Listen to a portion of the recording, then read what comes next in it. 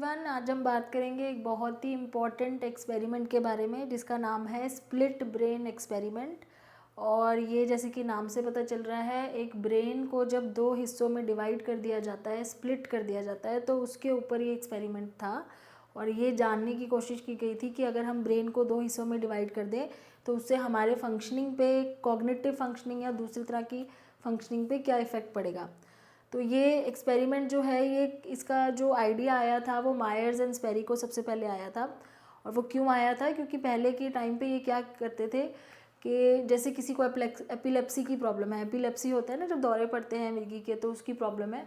तो उसमें वो डॉक्टर्स या न्यूरो सर्जन्स क्या करते थे कि बीच में से ब्रेन के स्प्लिट कर देते थे ब्रेन को, मतलब दो हिस्सों में डिवाइड करते, बीच का कनेक्शन जो है वो काट देते थे। तो ये मानना था उनका कि जो हमारे ब्रेन के लेफ़्ट और राइट हिस्सा है, जिसको हम हेमिस्फीयर बोलते हैं, लेफ़्ट हेमिस्फीयर और राइट हेमिस्फीयर, अगर हम उसके बीच का कनेक्शन काट दें तो एपिलेप्सी की जो सीजर्स हैं, जो दौरे पड़ते हैं, वो पेशेंट्स में बहुत कम हो गए थे, ये देखा गया था।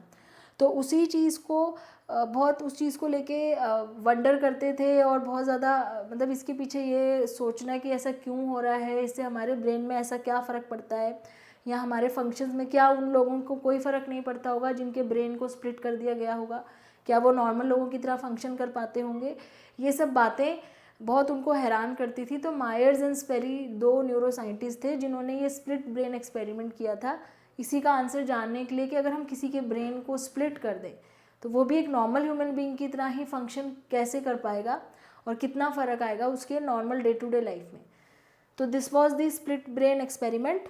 अब इसका बेसिक क्या है कि ये जानना ज़रूरी है पहले आपको बेसिकली कि हमारे ब्रेन के दो हेमिस्फीयर होते हैं, एक होता है लेफ़्ट हेमिस्फीयर, एक होता है राइट हेमिस्फीयर, ठीक है। और यूजुअली क्या होता है, जो हमारे राइट साइड के जितने भी फंक्शंस है, जैसे हमारी राइट आई, राइट हैंड, ये सारी चीज़ें हमारा लेफ़्ट हेमिस्फीयर कंट्रोल करता है, और हमारे लेफ़्ट साइड के जो फंक्शन है वो राइट हेमिस्फीयर कंट्रोल करता है। यानी कि जो राइट साइड से जो चीज़ें हम देखते हैं, सुनते हैं, या जो राइट साइड का जो हमारा हैंड मूवमेंट है, वो सारी इन्फॉर्मेशन ट्रैवल करके लेफ़्ट हेमिस्फीयर में जाती है, और जो लेफ़्ट साइड का है वो सारा ट्रैवल करके राइट साइड में जाता है। अब ट्रैवल कैसे करता है, बिकॉज बीच में एक हिस्सा होता है जिसको हम बोलते हैं कॉर्पस कोलोसम, और ये ऑप्टिक नर्व भी हमारे ब्रेन में ऐसे ही होती है कि जो हमें इस आई से नज़र आ रहा है वो ट्रैवल करके लेफ्ट साइड में ले जाएगा, और जो इस आई से नज़र आ रहा है वो ट्रैवल करके राइट साइड में जाएगा।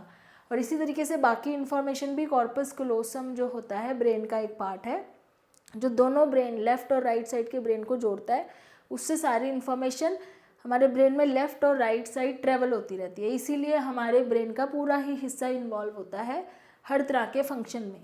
लेकिन अगर हम किसी के ब्रेन को बीच में से स्प्लिट कर दें तो उसमें ये क्या होगा, कैसे काम करेगा।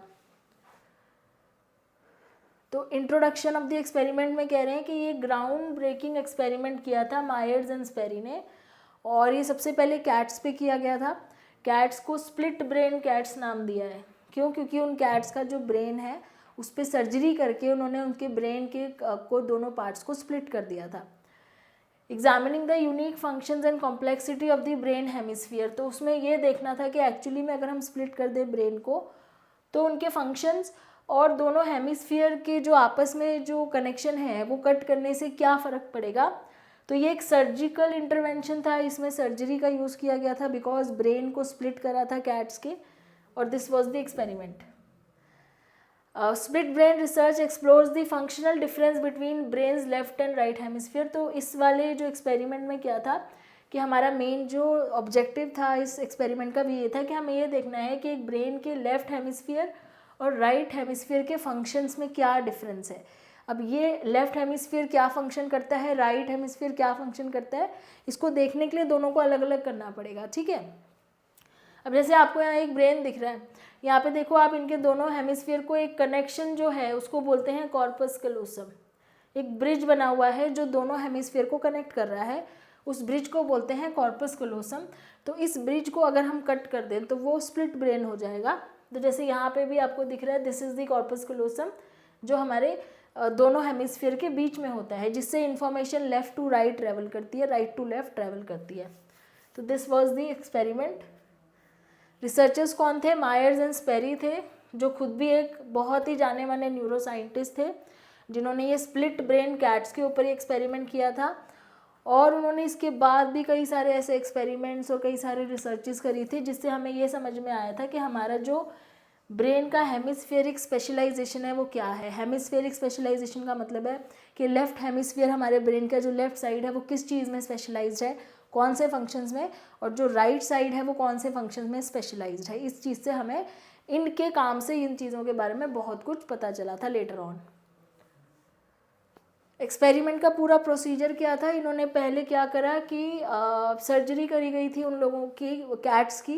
क्या करा था, कैट्स वर एनेस्थेसाइज्ड, मतलब उनको एनेस्थीसिया दिया, बेहोश किया गया, जैसे किसी की सर्जरी से पहले एनेस्थीसिया दिया जाता है ताकि पेशेंट को पेन ना हो, ठीक है।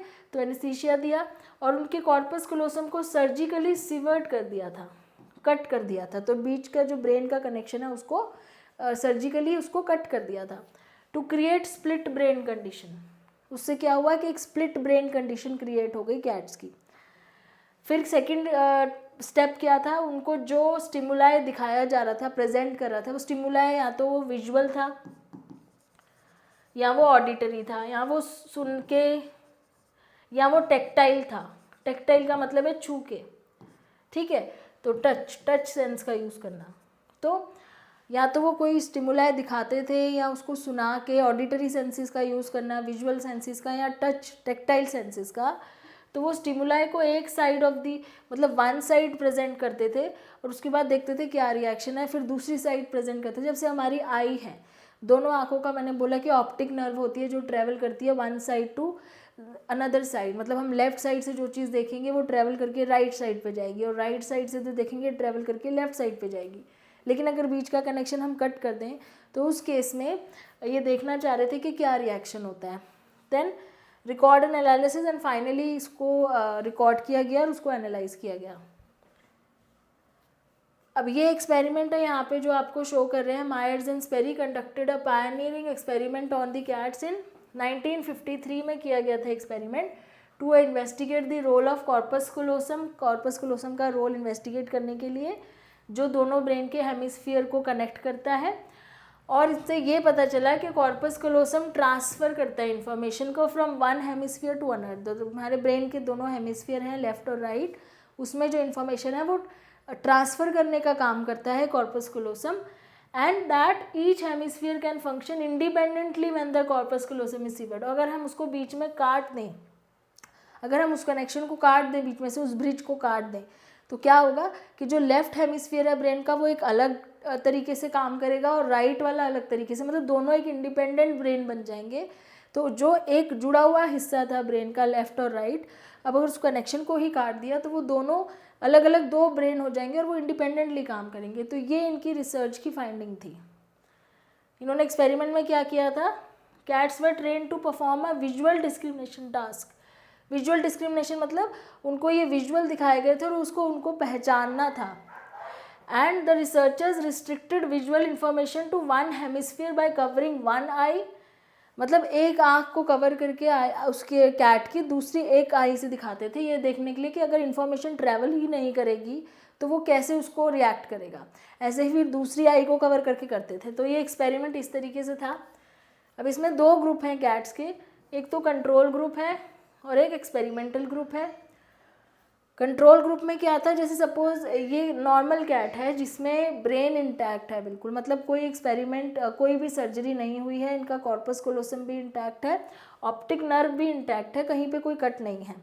इस केस में क्या था कि जैसे सपोज एक आँख कवर की, जैसे हम लोगों का ब्रेन इंटैक्ट है, अगर एक आई कवर कर दी और दूसरी आई से कोई विजुअल दिखा रहे हैं तो वो उस विजुअल को पहचानने में धीरे धीरे टाइम लगाएगा, लेकिन एक टाइम पे जाके वो उसको 100% पहचान लेगा, ठीक है।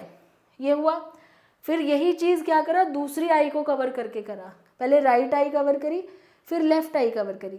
तो पहले जब एक आई कवर करी थी तो उसको सीखने में टाइम लगा था, लेकिन जब वो एक बार ही सीख गया तो दूसरी आई को कब कवर करा तो उसने बिल्कुल टाइम नहीं लगाया और वो 100% उसने पहचान लिया एकदम से। इसका मतलब क्या हुआ कि एक आँख को दिखाने से दूसरी आई को भी इन्फॉर्मेशन पता चल गई। कहने का मतलब ये है कि बेशक राइट आई से उसने देखा था या लेफ्ट आई से देखा था और एक साइड ऑफ द ब्रेन में इन्फॉर्मेशन गई थी, पर वो ऑटोमेटिकली दूसरी साइड पे भी आ गई थी, इसलिए दूसरी आँख को कवर करने से उसने एकदम से उस चीज़ को पहचान लिया। लेकिन जब ये चीज़ एक्सपेरिमेंटल ग्रुप पे कराया गया, एक्सपेरिमेंटल ग्रुप मतलब जिनका ब्रेन स्प्लिट था, इस केस में क्या हुआ, तो यहाँ पे जैसे सपोज इनका ब्रेन स्प्लिट है, बीच में कटा हुआ है और इन्फॉर्मेशन यहाँ से यहाँ नहीं जा सकती या यहाँ से यहाँ नहीं जा सकती। अब इस आई को कवर कर दिया, यहाँ इसको कवर कर दिया, इस आँख से ये इन्फॉर्मेशन देख रहा है और ये इन्फॉर्मेशन यहाँ नहीं जा पा रही है, वो यहीं पे रह जाती है इसी साइड पे। अब इस ब्रेन ने कोशिश करी जो विजुअल स्टिमुलाई है उसको पहचानने की, थोड़ा टाइम लगा लेकिन धीरे धीरे वो उसको पहचान गया, ठीक है, 50% से 100% पे आ गया। फिर नेक्स्ट टाइम क्या किया, जैसे यहाँ पे किया था, अब की बार जो पैच था वो इस साइड लगा दिया, इस आई को कवर कर दिया, और जब इस आँख से दिखाया तो देखा कि दोबारा से उसको टाइम लगा उसको पहचानने में और उसको धीरे धीरे समझ में आया कि ये क्या है। अब इससे क्या पता चल रहा है कि यहाँ पे तो सेकंड टाइम पे उसको टाइम ही नहीं लगा था क्योंकि इन्फॉर्मेशन ट्रेवल हो गई थी, पर यहाँ पे क्या हुआ, दोनों ब्रेन्स ने अपना अलग अलग टाइम लिया स्टिमुलाई को पहचानने में। यानी कि इस ब्रेन से इन्फॉर्मेशन यहाँ नहीं गई, इस ब्रेन से इन्फॉर्मेशन यहाँ नहीं आई, दोनों ब्रेन अपना इंडिपेंडेंटली काम कर रहे थे और दोनों ने उतना ही, दोनों साइड से ही, दोनों हेमिस्फीयर ने उतना ही टाइम लिया उसको पहचानने में। तो दैट मीन्स कॉर्पस कोलोसम स्प्लिट करने से एक तो इन्फॉर्मेशन ट्रेवल नहीं हुई लेफ़्ट टू राइट या राइट टू लेफ़्ट, और दूसरा दोनों ही जो हेमिस्फीयर थे वो एक इंडिपेंडेंट ब्रेन की तरह अपना अलग अलग टाइम लेके अपने तरीके से काम कर रहे थे। These were the 2 findings. तो फाइंडिंग्स में the experimental revealed remarkable differences in the responses of the cats 2 hemisphere with distinct behaviour and reactions observe, मतलब दोनों ही हेमिस्फीयर के डिस्टिंक्ट बिहेवियर और रिएक्शंस ऑब्जर्व किए गए। Findings indicated a clear segregation of cognitive function, इससे ये पता चला कि दोनों हेमिस्फीयर के कॉग्निटिव फंक्शंस अलग अलग हैं। एक हेमिस्फीयर चीज़ों को विजुअली पहचानने में ज़्यादा बेटर है, दूसरा हेमिस्फीयर चीज़ों को टैक्टिकल छू के या सुन के पहचानने में ज़्यादा बेटर है। एंड इसको बोलते हैं ब्रेन लेटराइजेशन। ब्रेन लेटराइजेशन का मतलब है कि जो दोनों ही साइड है हमारे ब्रेन की, लेफ़्ट साइड और राइट साइड, उनके दोनों के कॉग्निटिव फंक्शन जो हैं वो अलग अलग स्पेशलाइज्ड हैं, लेकिन वो कम्युनिकेट हो जाते हैं एक दूसरे से कॉर्पस कोलोसम के through. So this was the experiment. और इसका आगे क्या इम्प्लीकेशन रहा, मतलब उसका बेनिफिट क्या हुआ आगे और ये कैसे हमारे काम आ रहा है। एक तो ब्रेन के फंक्शंस को समझने में बहुत काम आया कि हमारे ब्रेन के जो दोनों हेमिस्फीयर के फंक्शंस हैं वो कैसे कैसे अलग अलग हैं, ठीक है, उसको समझा। दूसरा, अगर हम ये डायग्नोस कर लेते हैं कि कौन से कॉग्निटिव फंक्शन में प्रॉब्लम है, तो हम उसकी ट्रीटमेंट उस स्पेसिफिकली उस पार्ट ऑफ द ब्रेन के डिसऑर्डर या इंजरी को ठीक करने में हम उस नॉलेज को यूज़ कर सकते हैं। न्यूरोसाइंस की एडवांसमेंट में काम आया क्योंकि हमें कॉग्निटिव साइकोलॉजी और न्यूरोसाइंस से ये पता चला कि हमारे ब्रेन के जो फंक्शंस हैं वो अलग अलग हेमिस्फीयर में स्पेशलाइज्ड हैं और किस तरीके से एक साइड का ब्रेन का पार्ट कुछ चीज़ों में एक्सपर्ट है, दूसरी साइड का दूसरों में एक्सपर्ट है। तो इससे हमारी जो नॉलेज है वो चीज़ भी बहुत ज़्यादा इंक्रीज़ हुई। And philosophical and ethical implication क्या थे, दैट कॉन्शियसनेस और आइडेंटिटी, इस चीज़ के ऊपर भी थोड़ी से वो बात हुई कि जैसे हमने बोला कि हमारी कॉन्शियसनेस क्या चीज़ होती है जो हमें नज़र आता है, तो अगर हम दोनों ब्रेन्स को अलग अलग तरीके से देखें तो क्या स्पेसिफिकली हमारी कॉन्शियसनेस भी चेंज हो जाएगी। अगर हमारा ब्रेन है तो क्या अगर उसको स्प्लिट कर दिया जाए तो वो एक की जगह दो की तरह काम करेगा। तो इस तरह से कई सारे क्वेश्चंस और उठे, उनके ऊपर रिसर्च हुई, तो ये इसका इम्प्लीकेशन था इस स्टडी का। अब क्रिटिसिज्म होते हैं हर स्टडी में, हर थ्योरी में और हर एक्सपेरिमेंट में। तो एक ही क्रिटिसिज्म ये था कि ये जो था ये एनिमल्स के ऊपर किया गया था। इन्होंने मायर्स एंड स्पेरी ने कैट्स पे किया था, मंकीज़ पे किया था और भी वैरायटी ऑफ स्पीशीज़ पे किया था। बट ह्यूमन के केस में कहते हैं कि ये एक्सपेरिमेंट क्या पता एप्लीकेबल ना हो, क्योंकि ये ह्यूमंस पे इस तरह का एक्सपेरिमेंट नहीं किया गया क्योंकि इसमें सर्जरी इन्वॉल्व थी। तो these experiment one conducted on with different brain structures. तो सबके एनिमल्स के ब्रेन स्ट्रक्चर्स अलग होते हैं, तो हाउ कैन वी से कि ह्यूमंस में भी सेम रिजल्ट मिलेगा। सेकेंड क्रिटिसिज्म वॉज जो मैंने बोला आपको कि एनिमल्स पे परफॉर्म किया था क्योंकि सर्जरी करी थी। उस टाइम पे ये इतना ज़्यादा प्रॉब्लमेटिक नहीं माना जाता था, बट आज के टाइम पे ये बहुत बड़ा एथिकल कंसर्न है कि आप अपने एक्सपेरिमेंट के लिए आप किसी की सर्जरी, स्पेशली ब्रेन की सर्जरी कैसे कर सकते हो, बेशक वो कि एनिमल ही क्यों ना हो। एंड थर्ड थिंग इज इसका लिमिटेड जो स्कोप बता रहे हैं कि it's limited to brain function leading to question about his ability to provide comprehensive understanding of the brain. तो इसका जो ब्रेन फंक्शंस तक ही लिमिटेड था स्कोप इस स्टडी का, उसके अलावा उसमें कुछ और चीज़ भी स्टडी करी जा सकती थी कि इसके अलावा हमारे हेमिस्फीयर में और क्या क्या चीज़ें होती हैं, बट ये स्टडी एक पर्टिकुलर ऑब्जेक्टिव पे ही फोकस थी कि फंक्शंस कौन कौन से करते हैं दोनों हेमिस्फीयर अलग अलग।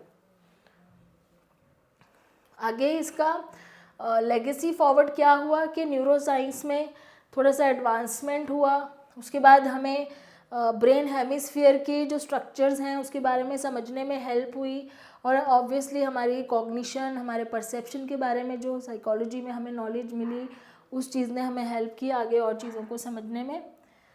कंक्लूजन ये है कि पहली चीज़ कि जो ब्रेन है वो उतना इजी नहीं है जैसे हम समझते हैं। It is a very complex structure जिसमें फंक्शंस कहीं कहीं पे डिवाइडेड हैं और अलग अलग तरीके से काम करता है, और अगर आप उसको स्प्लिट कर दो तो वो दो अलग अलग ब्रेन्स की तरह भी काम कर सकता है।